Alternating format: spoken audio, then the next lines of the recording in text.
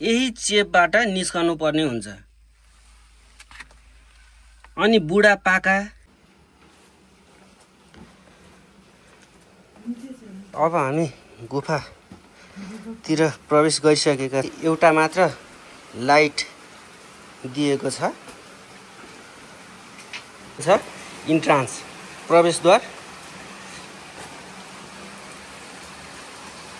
हरूको पछि लागिरहेको छु। नेपालबाट म एकजना मात्र रहेको छु।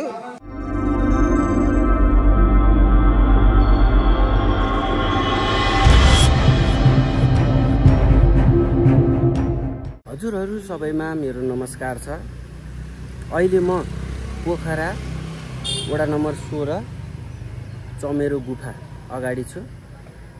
अब हजुरहरूलाई म लग्दैछु यस पोखरामा रहेको चमेरो गुफा। पोखराको पृथ्वी चोकबाट करिब 7 किलोमिटर उत्तर र महेन्द्र गुफाबाट करिब 500 मिटर पश्चिममा रहेको यस चमेरो गुफा प्राचीन महत्त्व रहेको गुफा हो।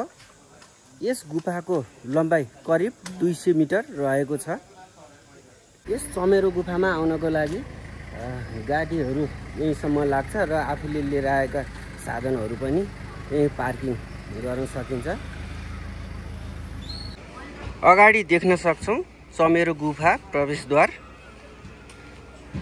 अब म प्रवेशद्वारबाट भित्र जाँदैछु। भित्र गइसकेपछि हामीले टिकट काउन्टर देख्न सक्छौँ। अब टिकट काउन्टरमा टिकट कति लाग्छ म टिकट पनि लिनेछु।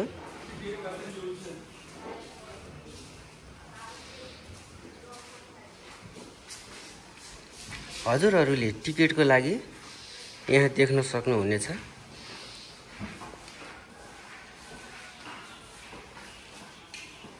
अब म पनि टिकट काट्नेछु।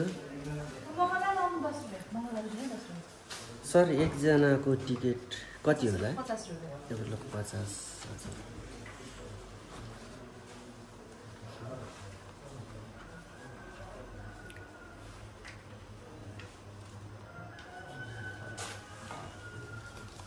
Thank you. टिकट 50 रुपैयाँ लाग्ने रहेछ।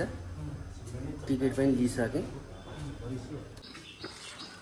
अब म चमेरो गुफा तर्फ लाग्दैछु।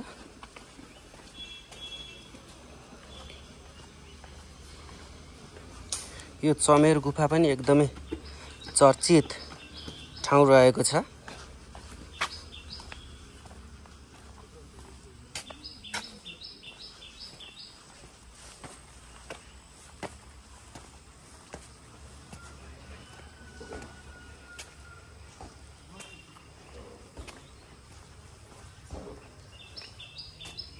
अब चमेरो गुफाको लागि हामी प्रवेश यस ठाउँबाट गर्नेछौँ र निस्कने ठाउँ अर्को रहेको छ। यस चमेरो गुफाभित्र धेरै चमेराहरू झुन्डिएर बसेका देख्न सक्ने छौँ हामीहरूले। पहिले म आउँदाखेरि धेरै झुन्डिएर बसेका थिए। अब हेरौँ यो चोटी कतिको रहेका छन्।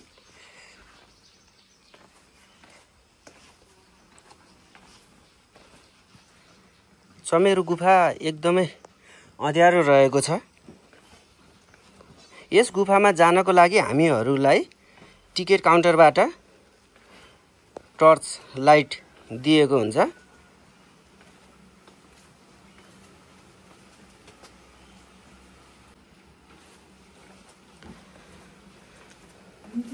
अब हामी गुफातिर प्रवेश गरिसकेका छौँ।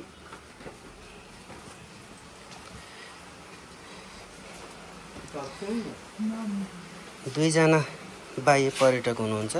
त्यसपछि म छु। हामीहरूलाई एउटा मात्र लाइट दिएको छ। गुफा एकदमै अँध्यारो रहेको छ।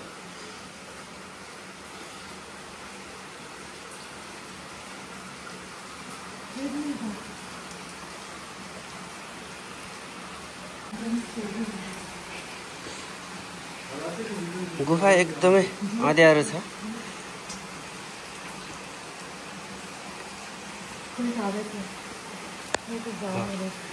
यता लेखिएको छ इन्ट्रान्स, प्रवेशद्वार।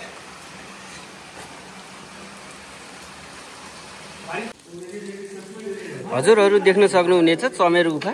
चमेरो चाहिँ यही नै झुन्डिएर बसेका हुन्छन्। यस चमेरो गुफा भ्रमणको लागि इन्डियाबाट धेरैजना साथीहरू आउनु भएको छ। म पनि उहाँहरूको पछि लागिरहेको छु। नेपालबाट म एकजना मात्र रहेको छु।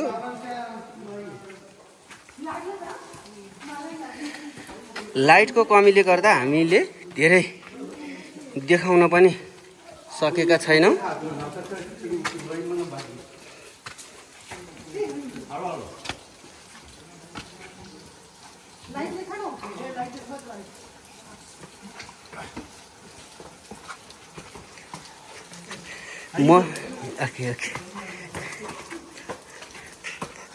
महेन्द्र गुफामा लाइटको व्यवस्था थियो, तर यहाँ लाइट छैन।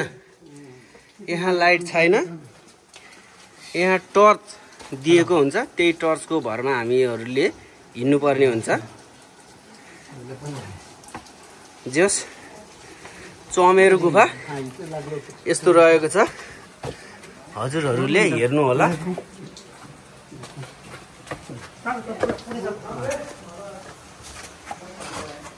साँघुरो रहेछ।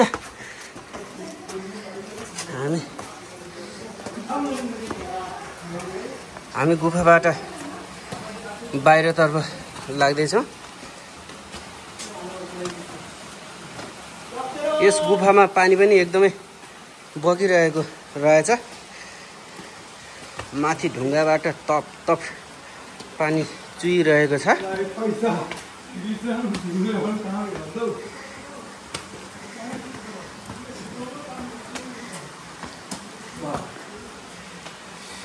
हजुरहरू पनि यस ठाउँमा आउँदै हुनुहुन्छ भने भिडियो हेर्नु होला। आउन सक्नुहुन्छ कि हुँदैन, भित्र एकदमै अँध्यारो रहेको छ। एक्लै आउनको लागि अलिकति गाह्रै छ। ग्रुपमा आयो भने सजिलो हुन्छ, किनकि हामीलाई डर पनि लाग्दैन।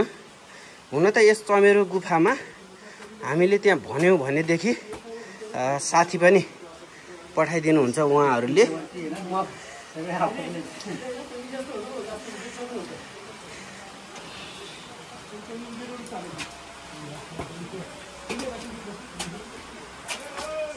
अब गुफाबाट बाहिर निस्किसक्न आँटिसक्यो।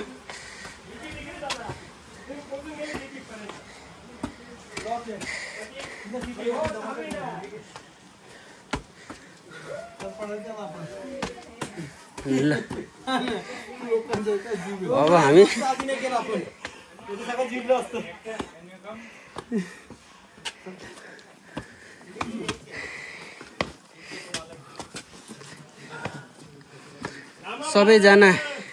सबैजना धेरै थाकिसक्नु भएको छ।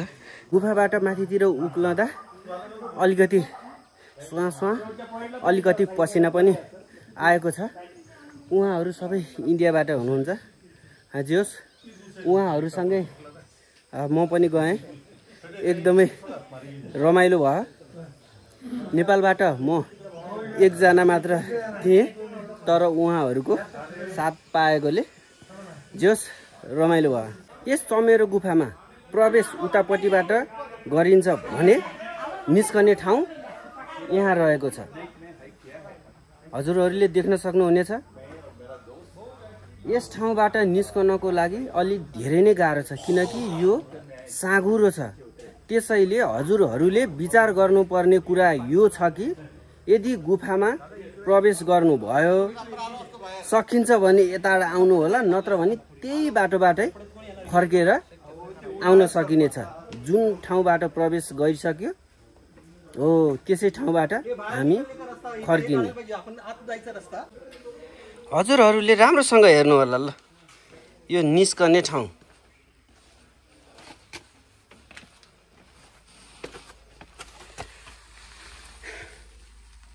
ल निस्कने ठाउँ यस्तो रहेको छ।